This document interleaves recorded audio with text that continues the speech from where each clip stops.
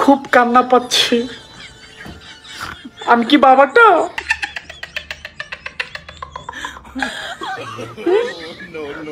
আমি একজন নিষ্পাপ খেলোয়াড়,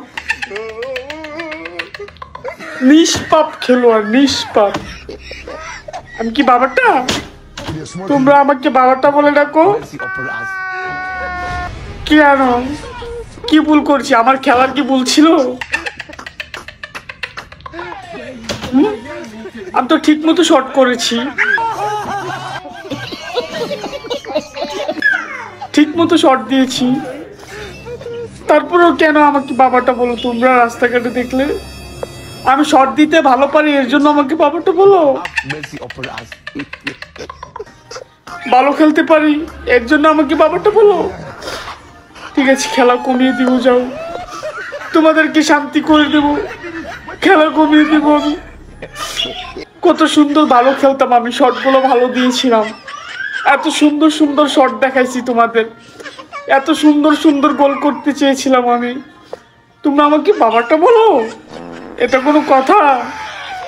আমি আর শট করবো না, আর শট করবো না। তোমাদের কথা আমার ভালো লাগে না, আমার ভুল হয়েছে।